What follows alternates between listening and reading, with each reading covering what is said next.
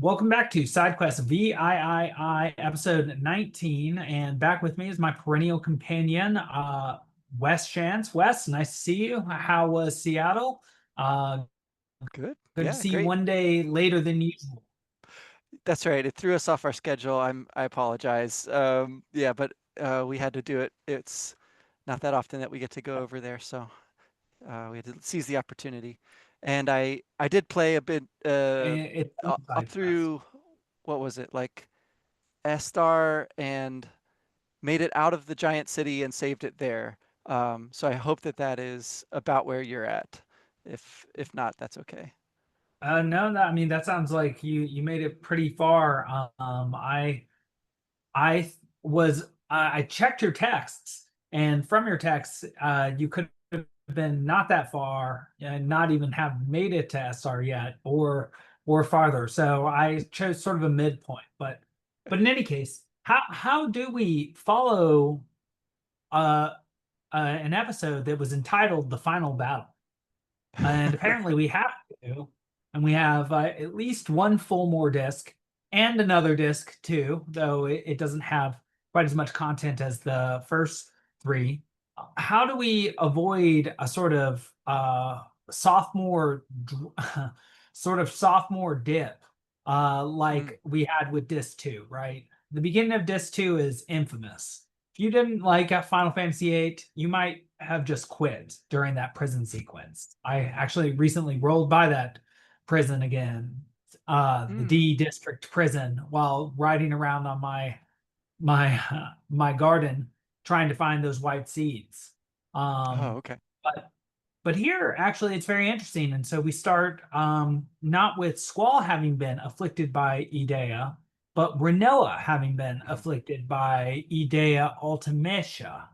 And there being some sort of interesting things I think we need to parse out, in particular, what the procession of the witches looks like when Ultimacia is alive, Adele is alive, looking for a successor, which we'll talk about, I think, a little bit later on, and I'll touch on here. And also Idea being alive while Adele is alive, while Ultimacia is seeking to control Adele, and Idea having received her own powers from somebody when she was 5.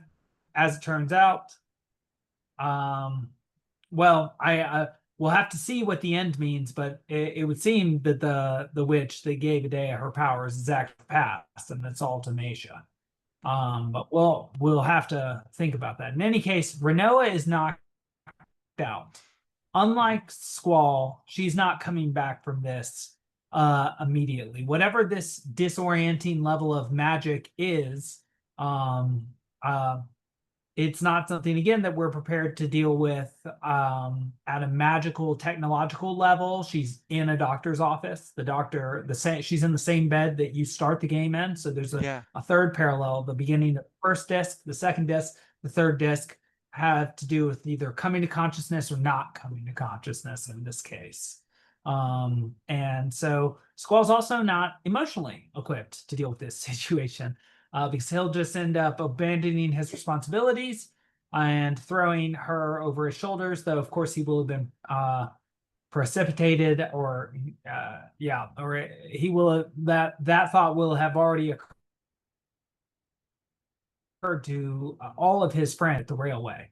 Um, uh, but before that, we have to do another throwback to Laguna Mhm. and Kuros, and there's a sort of acting component going on. I thought it was interesting because it reminds me a little bit of the mousetrap in Hamlet and representation within representation. And of course, the representation is about a knight, Laguna, fighting a dragon to save a sorceress. But the name of the movie, interestingly enough, is Death of the Sorceress. And so, with Mm. Rinoa just having been injured and alone with this strange power, and Adele once looking for her and trying to kidnap her, and that leading to um, uh, uh, him, Laguna, not being there at Rain's side for her death. So very interesting resonances. In any case, some reality per se breaks in on this representation, and a real ruby dragon from the mise-en-scène of the game rather than, I guess, this dream section. Connection, as Alone calls her ability, breaks in, and one has to beat the dragon first in the same way that one beat the Galbanian soldier for the mechanized equipment that one used to save Rinoa, and then on its own terms in an actual boss battle with Kyros. And I had to make sure to actually junction my characters correctly for that. It made a huge difference. In any case, also I note that Laguna used a gunblade in Yes. in that initial battle. And if you look at his stance, it may be just a typical fencing stance, but it is also a stance far more reminiscent of Cypher's stance than it is of Squall's. Reminds me a little bit of the differences in character between James Potter and Harry Potter, for example. Mm. James being something of a bully. But here Laguna has this more flamboyant style, or style more reminiscent of a more flamboyant character in any case. Then we get that Alone can actually talk to Squall during these blacked out segments of the connection. She calls her power connection. And we get that Squall really wants to see Rinoa. He's not even caring about these fundamentally orienting segments of the past that help him to understand things. He sees a conversation between Laguna and Idea Matron. Apparently, she's called Matron also by the White SeeDs. And this is where we learn about Adele and the Esthar sorceress. Adele looking for a successor. Right. And then, sorry, just moving through the notes here. Yes. Then we have to go back to a day. This is where I thought you might have had to end. And this is where you get a chance to play her for her card again. And she tells you where the SeeDs could be. It's basically anywhere like west of where you are and north, but they're very well hidden within the inlets of a very craggy continent or archipelago, really. And then you find them. They're not very receptive at first, but eventually they are. There's an interesting juxtaposition between the captain of the ship and Squall, who is himself a captain of a ship right now, wearing a black with a little bit of white. This White SeeD wearing all white. Who truly is the chosen one might be sort of a question here. Who is the hero of light? And also I wanted to note, because I thought this was something you probably observed, then the same way that Squall has to say right before this interaction with the captain, the second time he interacts with him in the hull, that just before this he talked to the Force Owls who have been picked up by them. Apparently this is like a motley crew on this White SeeD ship. Like, it's sort of like what Frodo goes back with the elves on at the end of the Return of the King. They just like take all these interesting characters who no longer have a place in the narrative. It's sort of a heaven place. But Squall gets excoriated for not protecting Rinoa by this weak character who, can't even keep his stomach the second he hears about danger, which we recall from the first disc. So this guy can't beat up Squall, but he can still be morally outraged at him. Well, in the same way, this White SeeD then says to Squall, well, we failed to protect Alone. She actually jumped off during this battle with Galbadia to Esthar, which was very strange of her to do. But so they're very highly juxtaposed, and it's interesting to see Squall now juxtaposed with another leader, and another leader who perhaps feels like he's failed in his responsibility. Though really it was outside of his control in the same way that Rinoa was outside of Squall's control. He could take responsibility in sort of a way that leaders do take responsibility, but personal responsibility is not really how I see that situation in any case. He's then walking down the tracks with Rinoa on his arms, and it takes a long time, and you see him hang out, and you see him have some thoughts where he literally reflects on how much he's changed, and he wonders what other people are doing, and he even admits to us that he cares so much about what other people think or what other people think about himself that he didn't want to reveal that because he's very ashamed of it and would be very embarrassed about that fact. So he prefers people to think he's introverted and unfriendly. which is how he acts so that people don't realize how much he cares about what they think. So he's apparently very self-conscious. Um, he then runs into his buds on the railway towards Esthar. I note one interesting thing. One of the buds is also Idea here. Her outfit is an interesting mix of black, gray, and white right at the bottom.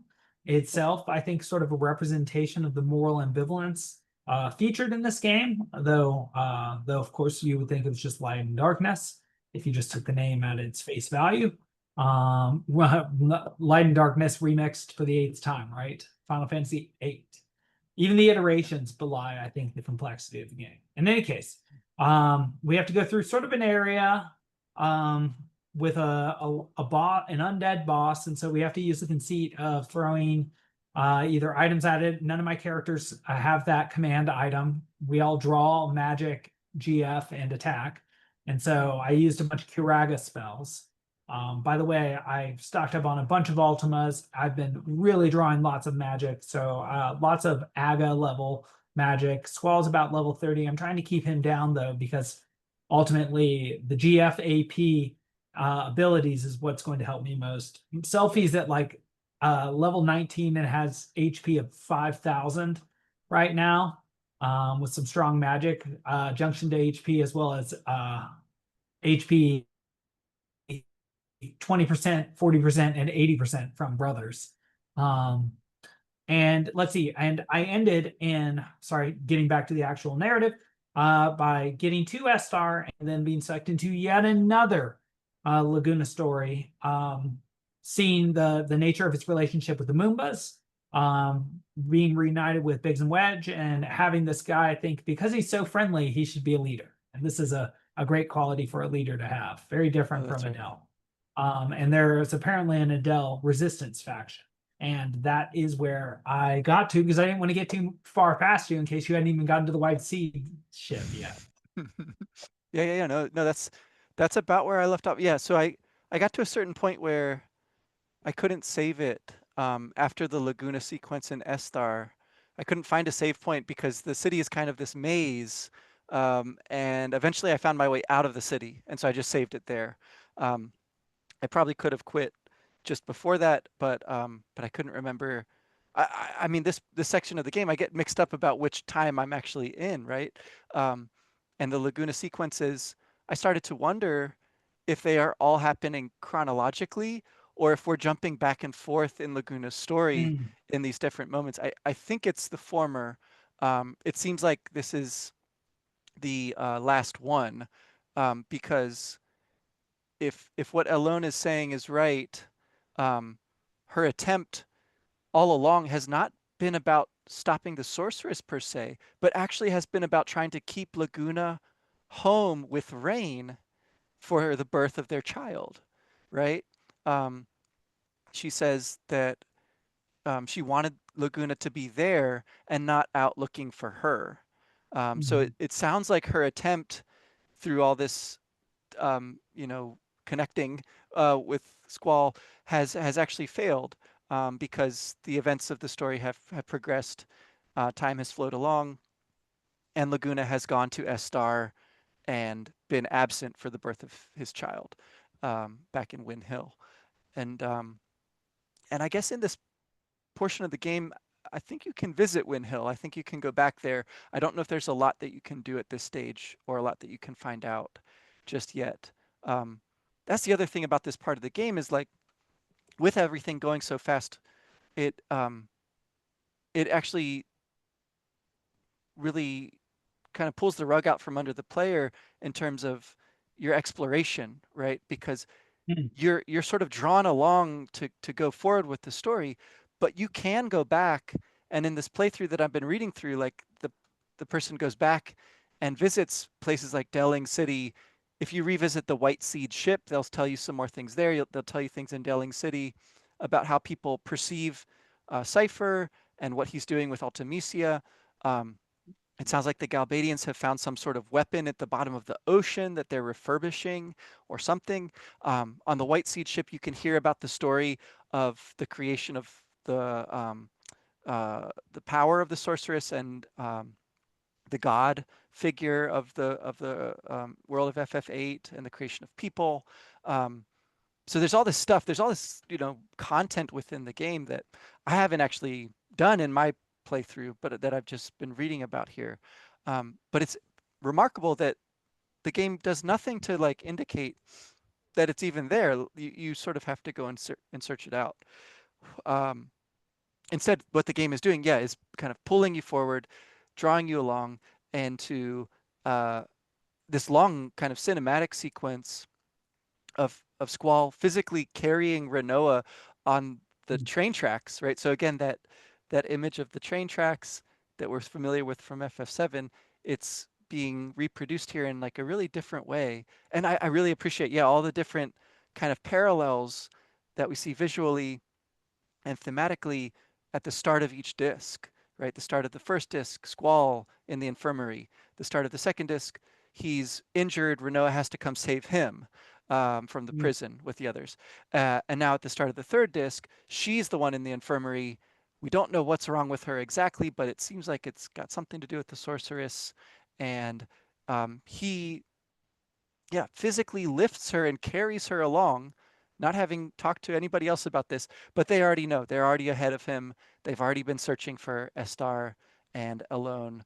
Um, you can put the sorceress, the former sorceress Idea, in your party at this point, or she's a playable character, and she is, in my game at least, a much higher level than anyone in my party. I don't know if that is always the case, or if she has a fixed level, and whatever you're at, and whatever she's at, she is. Um, but I've been keeping my levels down mainly by turning almost every random battle into cards and avoiding most random battles using Diablo's encounter none ability. So just not fighting a lot of random battles, and the ones I do fight, I turn enemies into cards, including the Ruby Dragon, right? It's not technically a boss battle. It's a monster that can be turned into a card. Uh, and yeah, this idea that Laguna looks more like Cypher, I think is actually chronologically the other way around, right? Like Cypher is imitating Laguna's stance. There Um, we go. Yes, so this is a movie, it's a right? movie. It's the source of his romantic dream. I hadn't put that together, but as you're talking about it, it's like, oh, like, yeah, obviously, um, which just has so many layers of irony because Laguna's child is Squall, right? I think we can glean that at this point. Um, and so, yeah, the kind of attempts on Elone's part to change history using her power instead lead us straight to this place where the past and the present are converging, because Laguna is in Esthar, kind of in prison, sort of, and now Squall is in Esthar, asking to see Elone, and um, and they're sort of roping you into this other task.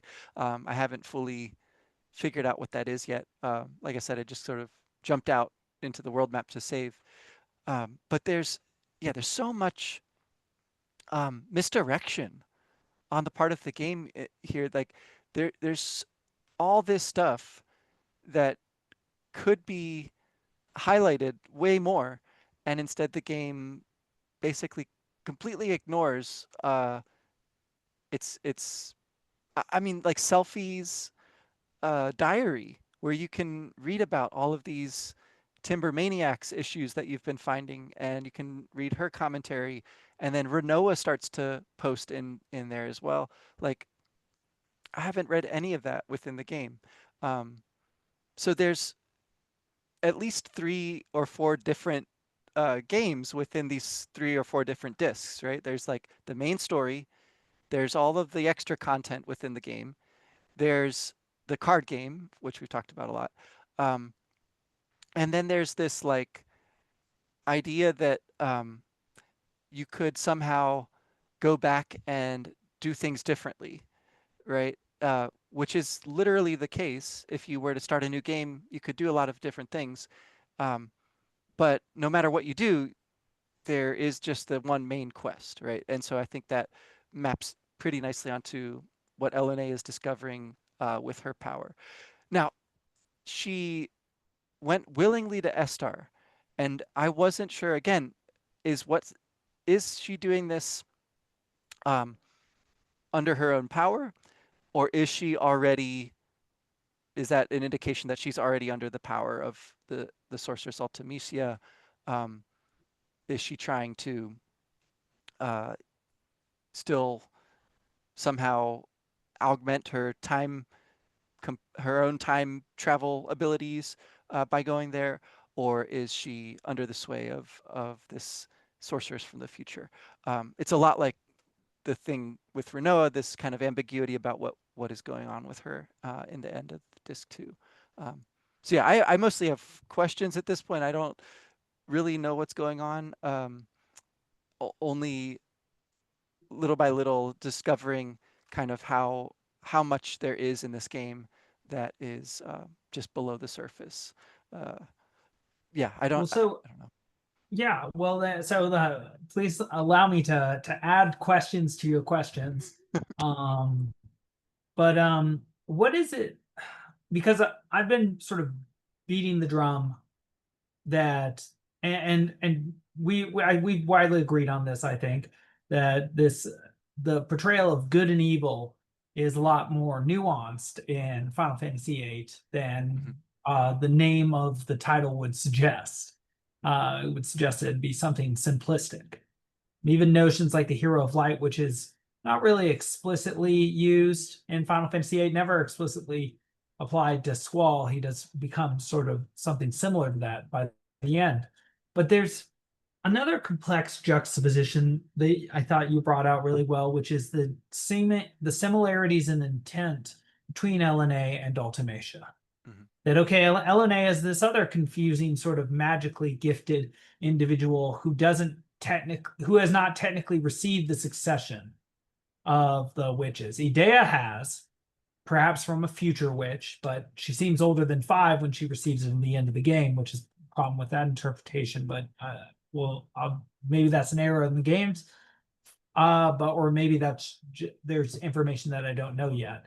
And so there can be 2 successors at once. There's Idea and there's Adele, but maybe that succession only existed because of the time compression efforts of Ultimacia and Mhm. her desire to continually try to do something over and over again itself, like playing the game over and over again and expecting a different result, even though you can get there in many different ways, like you're saying, the result will be the same. But so LNA has to realize what Ultimacia ultimately will realize, which is that you can't change the past.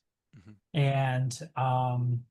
And because the only way that Ultimacia can survive ultimately is by changing the past, and that which leads up to her death, but she can't.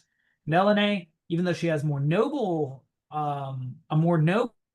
desire, or potentially, maybe not, and this is something worth considering. It is perhaps good that you can't change the past because of Laguna's role. As we will find out, he has become the leader of Esthar.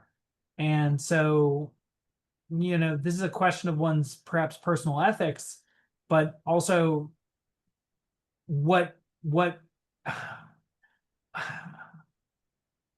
maybe it's only personal ethics, but when a character becomes an actor on the world scale, what is the most important? This is like a Casablanca question, right? What is the most important thing for one to do? Focus on one's family, or to focus on helping the world? Like the man who gets sort of cuckolded in Paris, in Casablanca, who's the great resistance figure, but who ends up getting the girl, but after having lost her, basically. But so does Elena learn the same lesson that Ultimacia learns, even though she has a selfless reason for trying to change the past, and Ultimacia has a selfish Mhm. thinking in terms of the trolley problem, maybe Elena could have done even more harm, even though she had a selfless intent.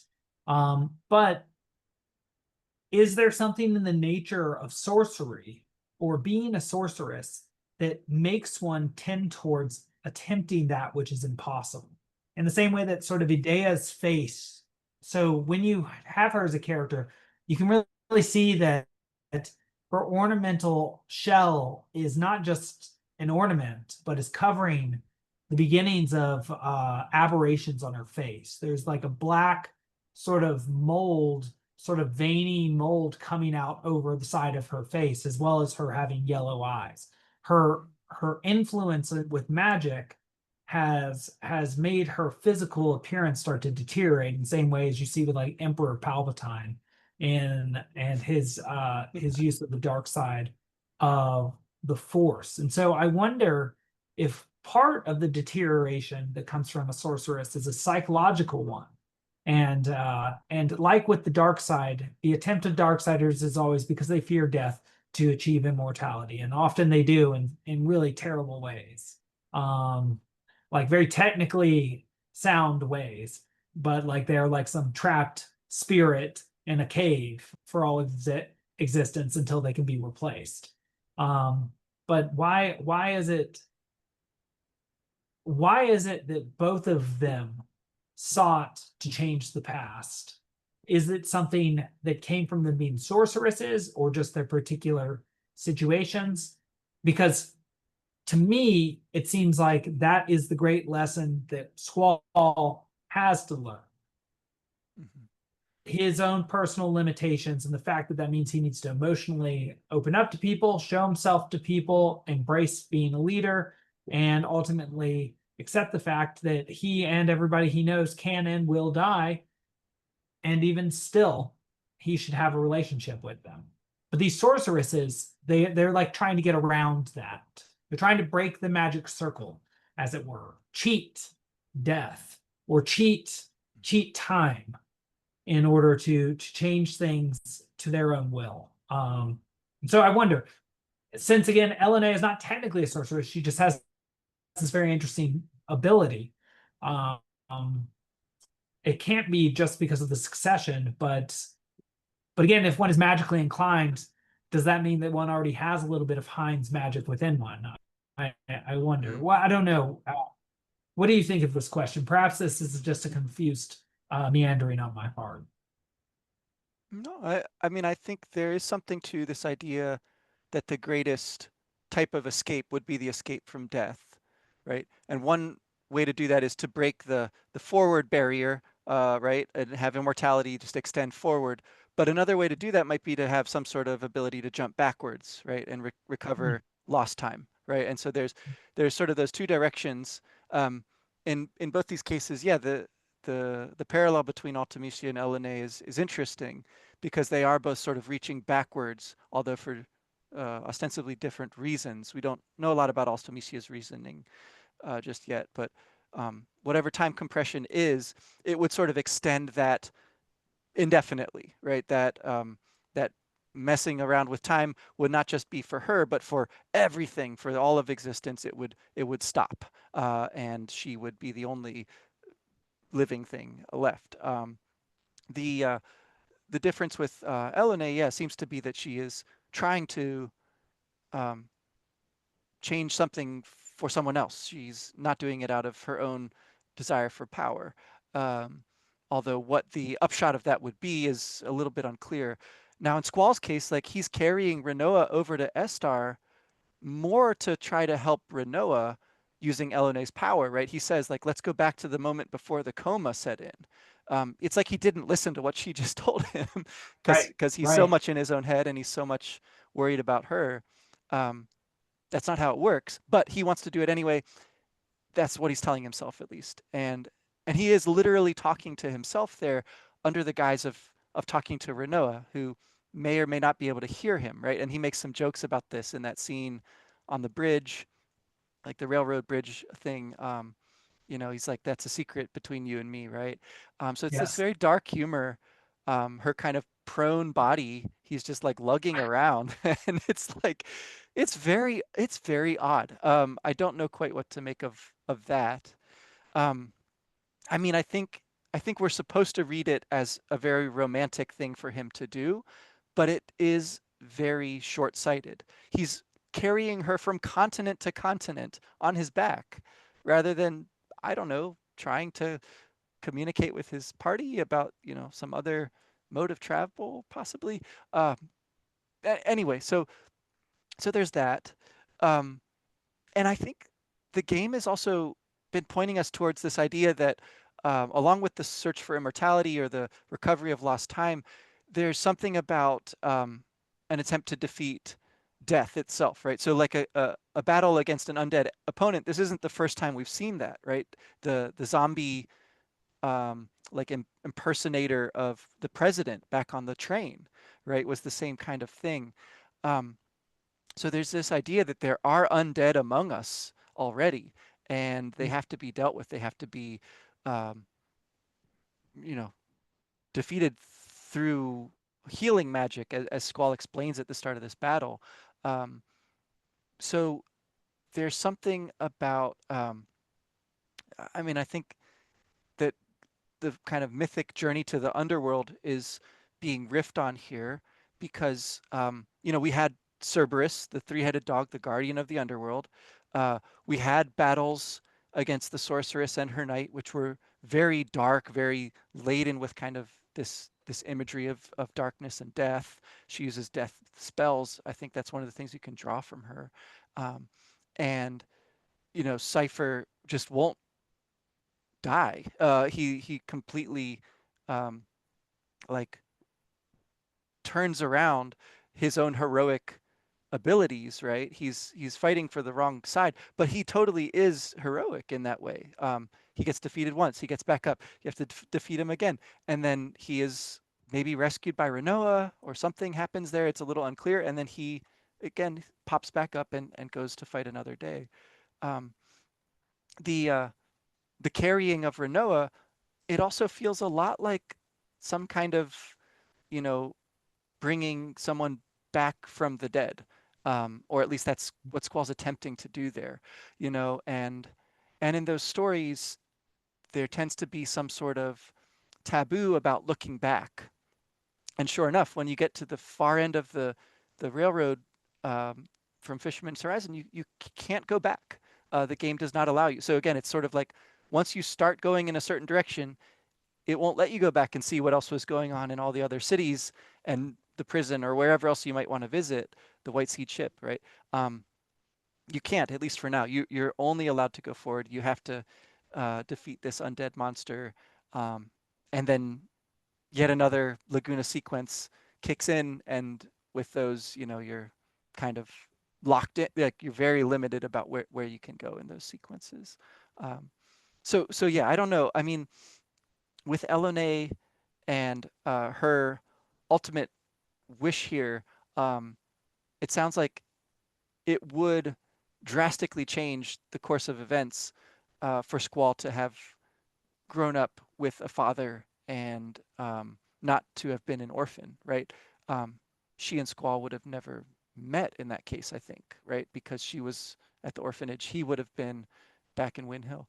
But that's not the character of Laguna, right? To stay in one place, that's absolutely not his deal. It would be doing violence to a lot of elements of the story and a lot of the characters at this point if she could have somehow had her way. Yeah, so something like what Ultimecia does and like actually taking over someone's uh, personality, right, and changing who they are. Elone doesn't do that. She just has this kind of, there's these voices, the voices of the fairies that Laguna hears.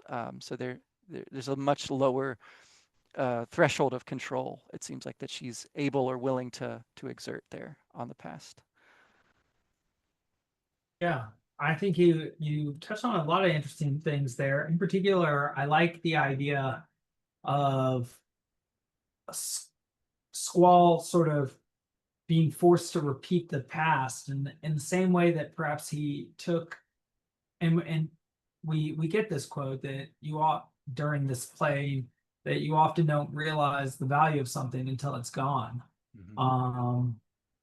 I believe that was from this plane. In any case, in the same way that we've seen him missing Elena, his sister, when she's gone, now all of a sudden it turns out that his attempts to keep from being seen and ashamed of his own personal sort of character flaw of caring too much about other people, his attempts to stay withdrawn have kept him away from and kept him from valuing this person who has had a transformative meaning in his life, Rinoa. And so now he has been forced into sort of repeating this same role. And so, like you said about immortality, it can go forward or it can go backwards. You can have the Groundhog Day, Bill Murray version of immortality too.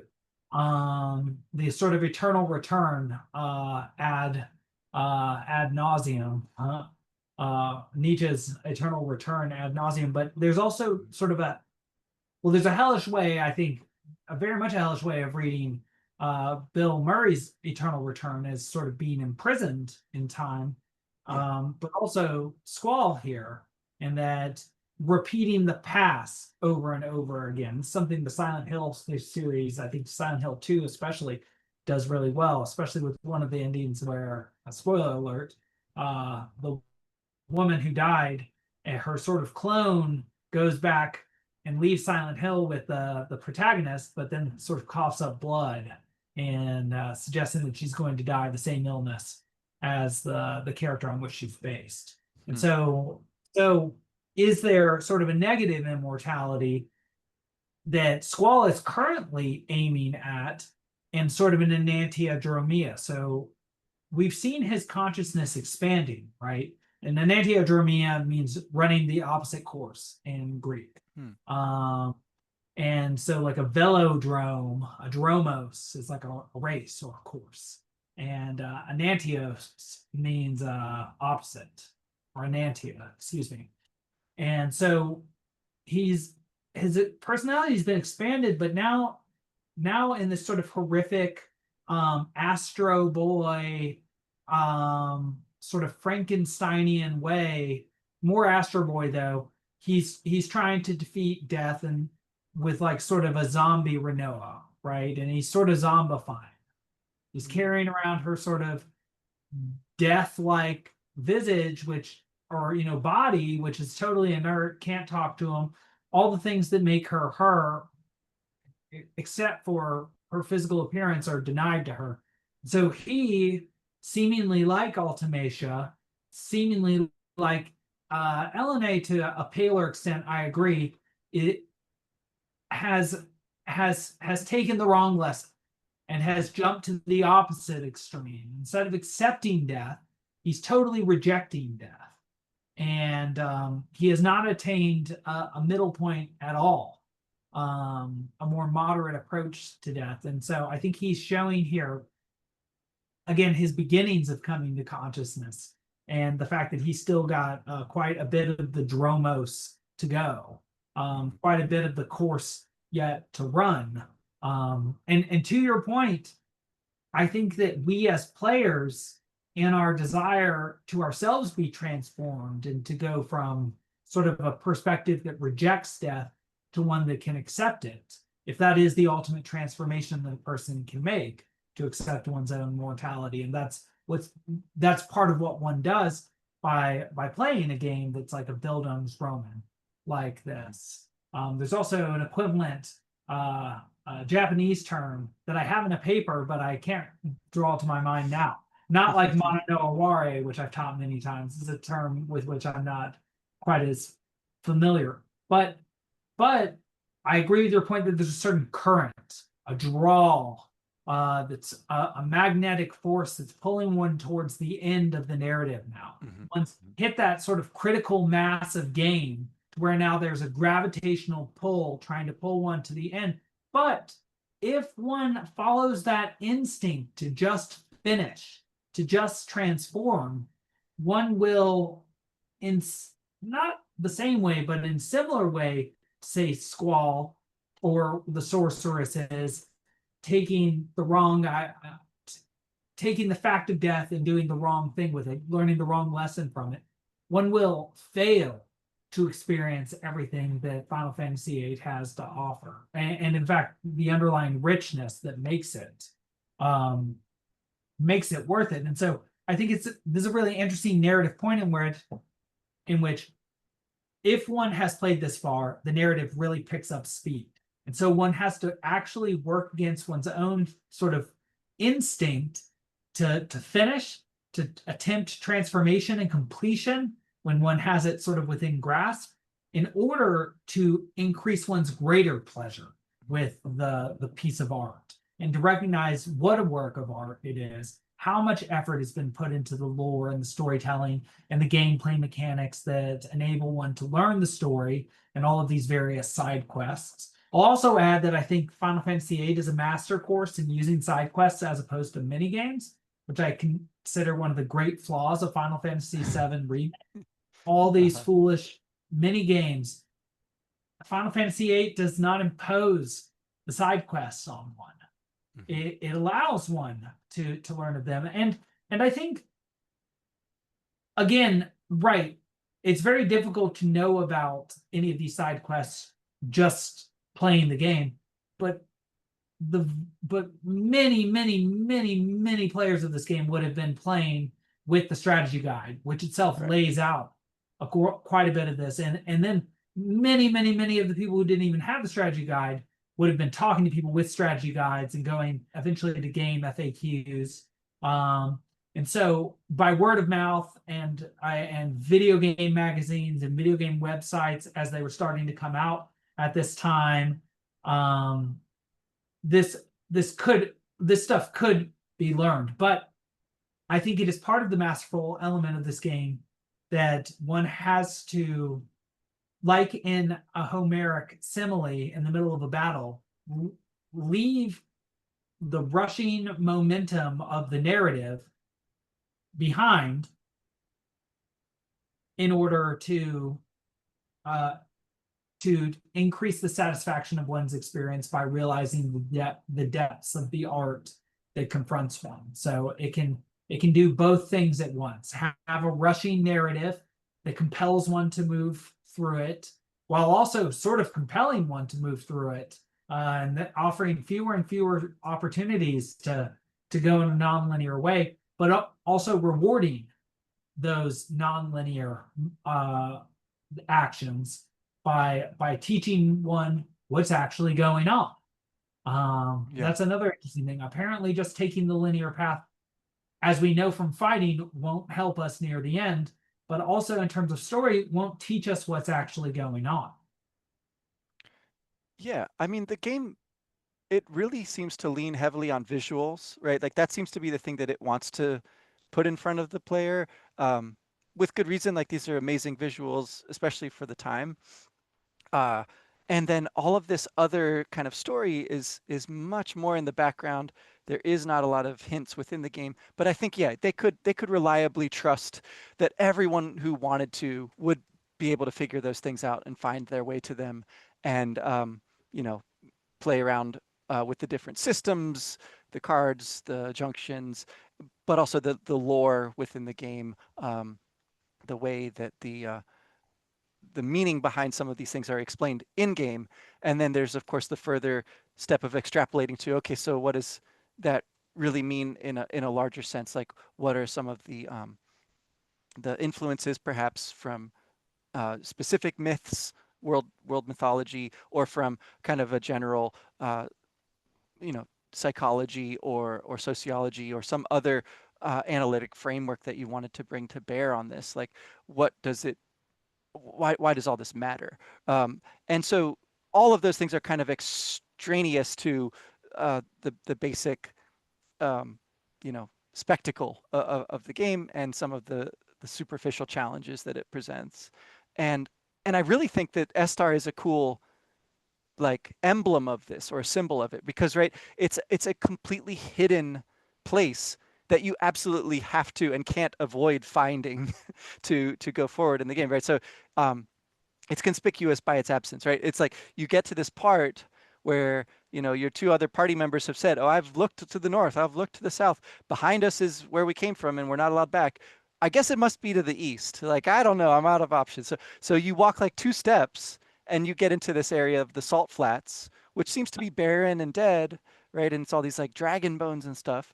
Um, but of course, when you progress through that, you fight the boss battle with the living dead thing, then uh, there's this sort of like illusion of a vista in front of you that flickers, and you walk into this kind of hole in it. It turns out that that is the city itself, right? That whole area on what seem to be salt flats. It is this futuristic city with all this like tube technology, and and it has some sort of connection to other places within the game, because there's images that are represented there. Like the main one is just the sky, which is fine, I guess. So again, this idea of like the celestial that we saw back with Fisherman's Horizon, as it was just the solar panels and the way that they reflected the sky. Um, but then it turns out that maybe there's other things going on, because these aren't just like energy panels or something. These are actually like illusion producing panels. These are camouflaging, and they're maybe artistic even, right? They can produce images of great beauty. Um, Above the door of, I guess it's the presidential palace or something, where you go and you drop off Rinoa, and you have Aeneas say what she needs, and Dr. Odine with his crazy rough, he's like, yeah, of course we'll just exorcise the sorceress. It's no big deal, right? So don't worry about it, right? Above that door, there is an image of what looks like Windhill again. So again, this idea of like the role of art within the game, which you saw really clearly with the film that they're doing up in the mountains, um, and the way that the dragon costume turns out to be a real dragon, right? Um, you can see this also with the artist who does the cards, right, for the Triple Triad game. There's that little side quest that involves looking at his paintings and then finding the places in town that he's representing, and there's like a buried item in each one. Um, so so there's something going on with, yeah, with visual representations, with illusions, with things that seem like they are fake becoming like quote unquote real, right? And vice versa. In in Esthar, it's an entire city that is like cloaked to be hidden, to apparently not exist at all. Um, and they have sort of like stepped outside of time, right? Like they have stopped interacting with other people. They've stopped trading, and so the only real outlet is this defunct railroad bridge that goes as far as Fisherman's Horizon, and and has been blocked off. So some of their technology like has penetrated that far, but those people again are sort of insular. They're not really interacting with others. Um, yeah, so I just I think that there's a ton of ways that this game um, is thinking pretty deeply, uh, and is like almost Squall like, in that it doesn't want people to know to know that. It's like it's not trying to say too much, uh, and you really have to dig, and you really have to um, do a lot with the very little tidbits that it does provide in the course of the main story. Um, so for the scene that I really wanted to talk about from last time, that I think we did sort of postpone, um, the ways that Squall is is thinking to himself, right? And then that's layered on top of the dialogue that's happening with Sid and Adea and the other party members about time compression, right? He's in his own head thinking about Rinoa and thinking back to the first time that they met and all this, right? And how she smiled at him. Meanwhile, they're saying like some really important plot stuff, and I feel like that moment just like encapsulates exactly what is going on throughout the whole game, where there's like this superficial level of plot happening, um, and then underneath of that there's all of these hidden more kind of obscure um, feelings on the part of Squall, for example, or side quests of various shapes and sizes throughout the game. um, and when you see those things layered on top of each other, it is very hard to pay adequate attention to either one, and you can only really do it if you like have no visuals, really very little in the way of music, and you're just looking at text for that moment, right? And it's just this one little encapsulated um, kind of like peeling back the layers of the game to see them really clearly. And then of course it all spirals out from there. You get drawn along in this quest. And yeah, we don't know at this point if Rinoa is going to be a playable character again, or if Idea has like replaced her permanently. So all of that, you know, going on in Squall's head, it might be for nothing. It might be too little, too late, right? Um, and he seems to think the only way to save her is to go back in time, right? So he's not real hopeful. But Odine is extremely optimistic. He's like, yeah, this is no problem. Um, we'll do this exorcism for Idea. We'll take care of whatever's going on with Rinoa and Elena. Yeah, you can go talk to Elena. It's fine, right? So he clearly has some much different perspective on events than anyone we've encountered so far. So sorry, yeah, that And just in that one it, image is like it's really sticking with me, that idea of like the layering there. Yeah. yeah, I mean, to one extent, you're reminding me of what the problem with Final Fantasy VII Remake is, and the people that were really looking forward to it, Mm. who really wanted Ares, say, to not die. In some ways, it's like revisionist history. They want to rewrite the past, or they want to change the great mistake in the past, like Laguna missing the birth of Squall, and then Squall missing the significance of him being told about that event, Yeah. and everything he's been doing. He continues to miss. But what you're saying, I think, about side quests in this game, and also how this game is Squall like, and like Squall, right? It like a Squall, you don't see the origins or the causality of it. You see Yeah. the effect of it, Mhm. right? You don't see everything that's brooding up above. You see the sort of manifestations below the cloud layer. Um, I think there's something being said, I think, very sophisticated about love here. And Mm. this is something I've been meaning to say about the genre as well.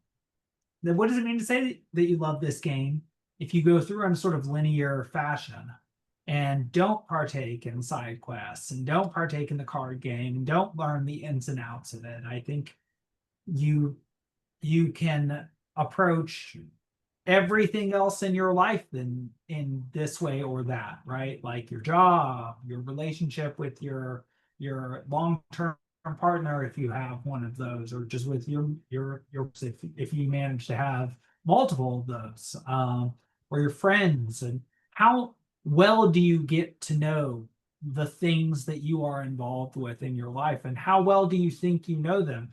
And so Final Fantasy VIII, I could say I love it based on basically a very linear playthrough with not that many extra GFs and no side quests and very limited engagement with the cards, not learning about the nature of the cosmology in the world and the history of the world, certainly not knowing the name Heim really at all, the sort of creator god. Um, and if I were to say I loved it compared to somebody who went through all of that and they said they loved it, wouldn't there be a big difference Yeah. between what you were calling love? Now, I think there might be a similar layer, a similarity in maybe affection, but a similarity in knowledge there would not be. And so one of those loves, I think, is more like the greater Aphrodite of the symposium from one of the weaker speeches, maybe Agathon's, and the lesser Aphrodite, the more physical, lustful one. But I think this game is itself like a love letter to the gaming genre, and also is letting us know that, well, can we do the same trick twice? Or asking the question, can we do the same trick twice? We've seen Ares die. It was a huge blow to many of us. Can the love interest, Rinoa, who also has this strange magical ability and angel wings on her back, this otherworldly quality, can she also be killed in the middle of this narrative just after we've come to like her? Is Final Fantasy VIII now reiterating in the most literal way, like re-stepping, replaying in a cyclical fashion what we went through in Final Fantasy VII? And so not only is it asking, I think, deep questions about what the nature of love is and what the world of knowledge is, and whether one loves something or not, or in a higher or nobler way. It's asking questions of, can it itself main can the creator of Final Fantasy VIII still maintain a love of the genre by duplicating what was done in Final Fantasy VII? Or is there already a lack of love of the genre, and not having in trying perhaps the most trying to reenact the most dramatic moment in Final Fantasy VII? Would the director and story designer of Final Fantasy VIII be indicating a loss of love for the genre by refusing to take additional steps forward and just attempting to recreate the past? Would they themselves be attempting sort of an ultimatia, eternal return in I mean, and I think that is one of the difficulties about Final Fantasy VIII following a masterpiece like Final Fantasy VII. The anxiety of huge influence of Final Fantasy VII on VIII, and knowing part of what made Final Fantasy VII so powerful was the inclusion of such a powerful emotional experience. But then I think Final Fantasy VIII will show, in its sort of typical taciturn way, that it's got to be its own thing.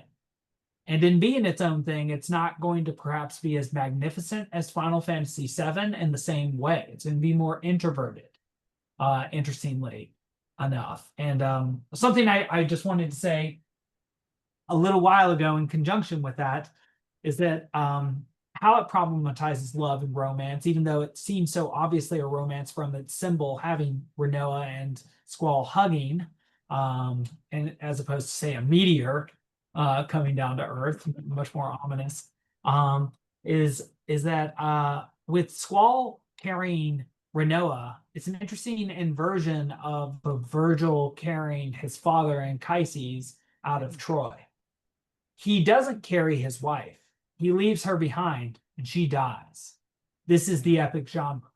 He must give up his Asian wife, eventually his quote-unquote African wife, Dido, in order to eventually have his European wife. He like the Roman world that he is the ancestor of, and which descends from him, he is truly cosmopolitan. He is a citizen of the world. He steps on and marries himself to the three continents that they knew about: Asia, Europe, and Africa. But he gives up the girl in two of those.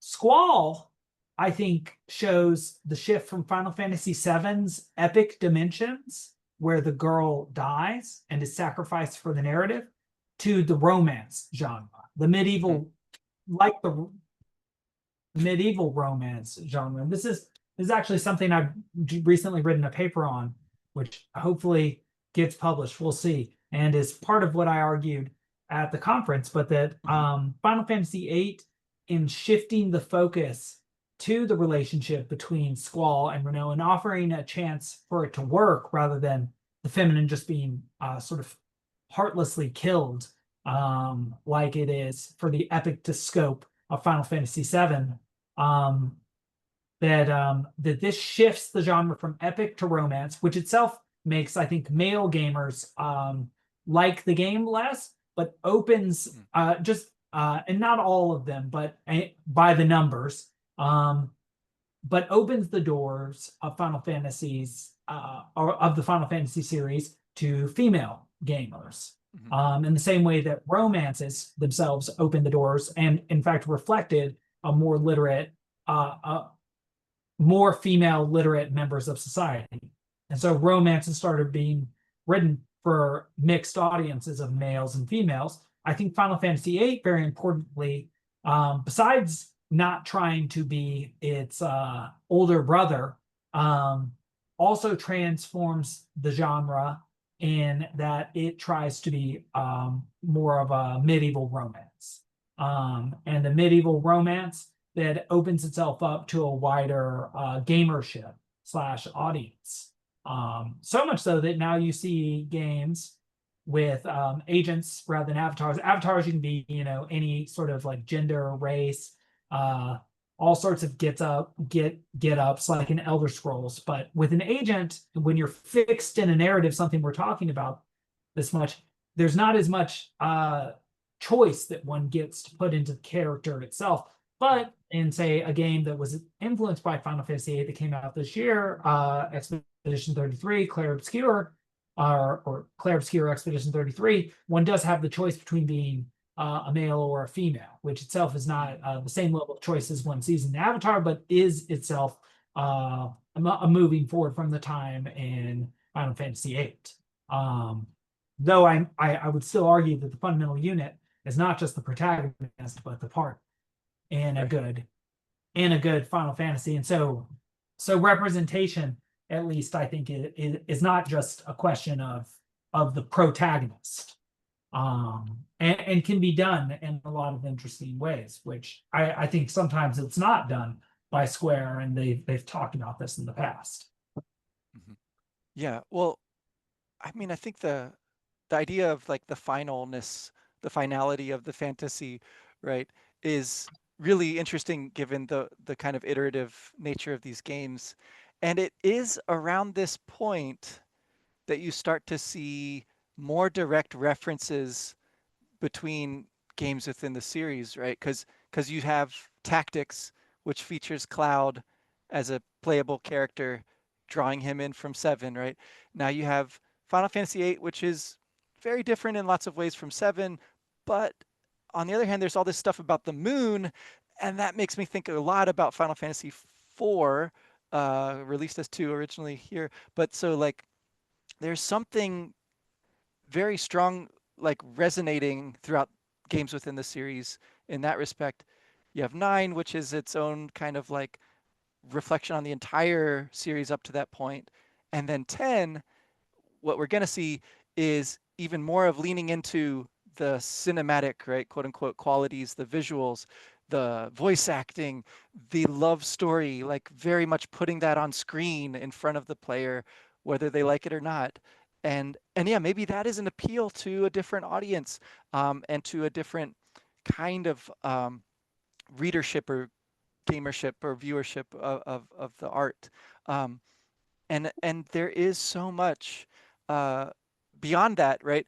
Of like redoing FF10, right? There's a 10-2. There's another one after that, I think. Then they start going back and redoing earlier games, and of course Final Fantasy VII, the great example of this, vastly expanding, changing, messing up arguably things that were in that original game, but definitely capitalizing on the incredible fandom that surrounds the series.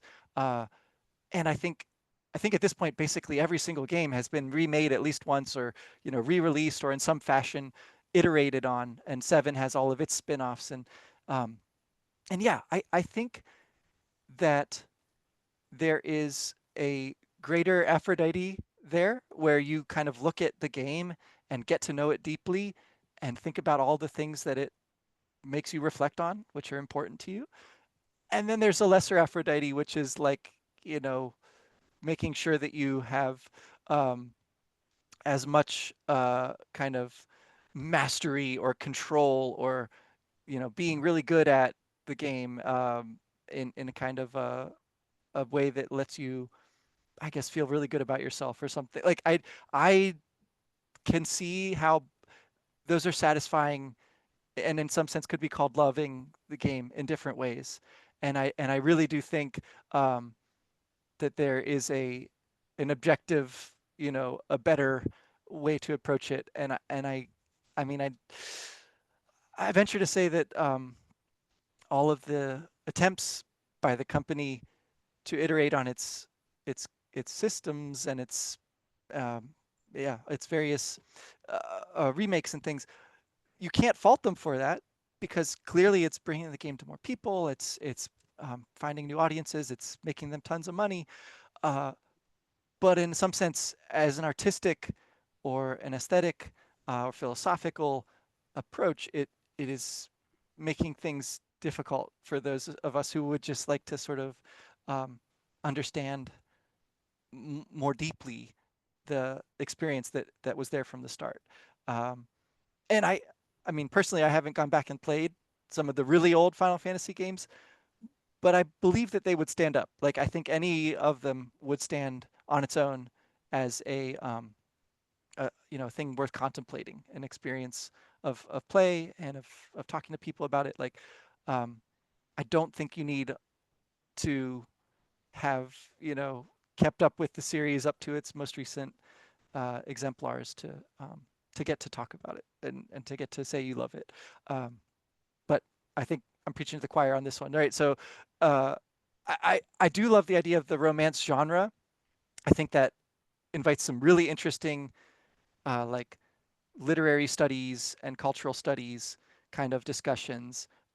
Looking at the epics and then the chivalric romances or other kinds of um, storytelling that are more like recognizably modern, right?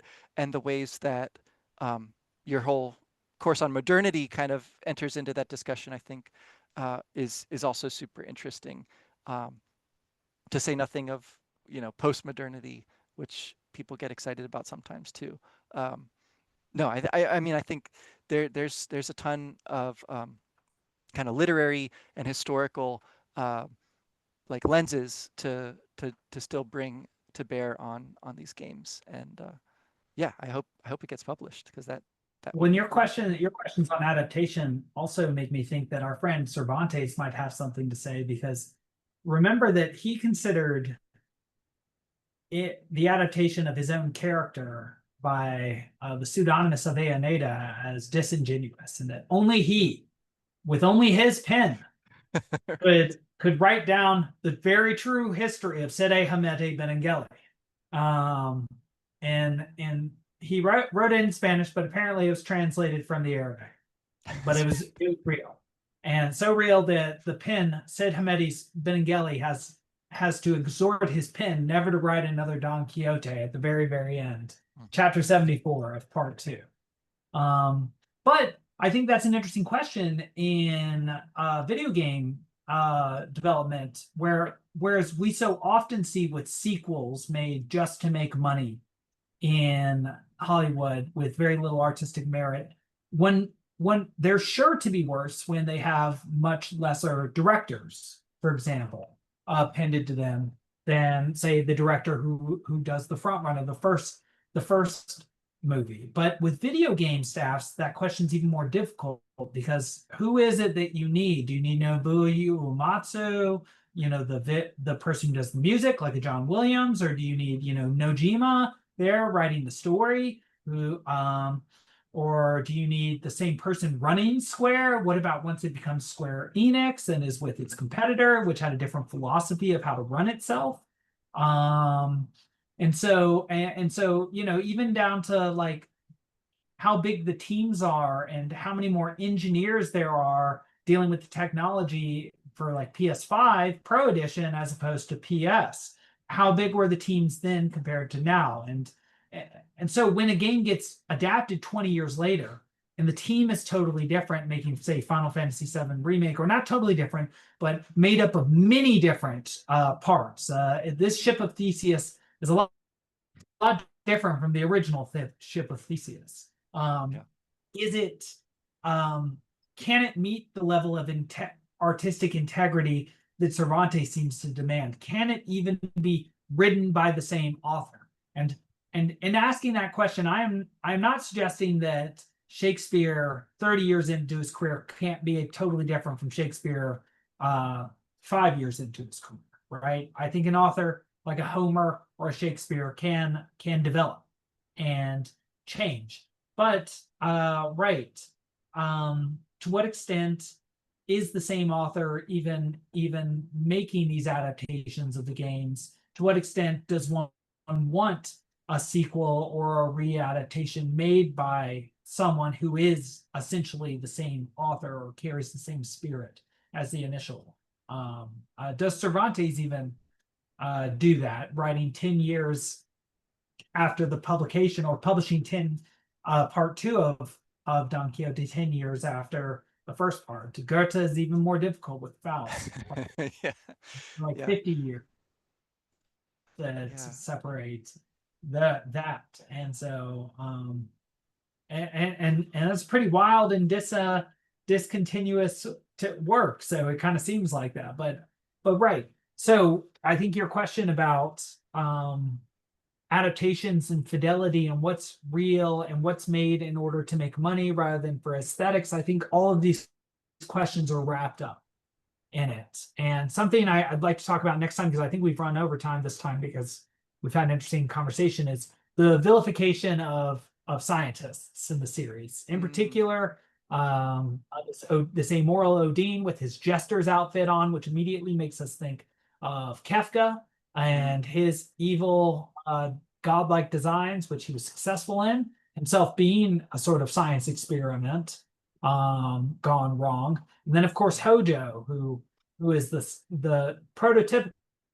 mad scientist who killed his successor Geist, who was much more good-hearted, but then used his own child for science in a horrific scientific sort of Midas or King Midas way, and then attempts to help his son destroy the world.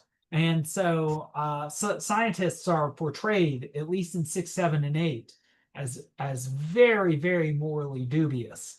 And so I think we should definitely talk about next time Dr. Odin, what he's trying to accomplish, what he's willing to do. I mean, even the comment we hear when Laguna's just listening to him, what do we tell the parents of the girls who are abducted? He says they'll be honored. It's an honor for these women, for these girls to be taken for this. He doesn't seem to have a very human connection, and perhaps these scientists are not shown as having one. And I think that'll be interesting to think about in the context of our learnings about Esthar and where we get to for next time. I'm very curious because, like I said, this is more than I played of this game. So at this point, I don't have any memories of what's going on or what's up. So yeah, Odin could be a little bit Kefka-esque. I think that is the indication. I mean, he certainly dresses the part, Yeah. and with his whatever that cumberbuzzle sort of head circle is called, that Victorian sort of head circle that you see Queen Elizabeth drawn as having on covers of the Fairy Queen. In any case, he looks a man out of time. And well, it looks like we are out of time because my dogs have started their play fighting, and I think it's time to turn to other things. I think you have your family, and I've got my to get back to. Yeah, no, thanks for making the time today to catch up. Appreciate it. Likewise, always wonderful, and looking forward to pushing forward, talking about scientists, and then also perhaps next time. I know we didn't have time to talk about this except during the pre-show this time. Thinking about where we're going after this. Will it be Final Fantasy? Will it be Final Fantasy 9? Will it be Tactics? Will it be a Chrono Trigger, which we started but didn't get very far into, but we've both beat? Will it be something else? I mean, of course, there are those Kingdom Hearts games that at some point might be interesting. But then also other outliers like Dragon Quests and Legend of Dragoon, Legend of Mana, Legend of Gaia. All sorts of interesting things we can think about doing. And so, well, maybe the audience will pipe up. Opine. Let us know. Sounds good. Yeah. Lots of options. All right. Well, until next time. All right. See ya.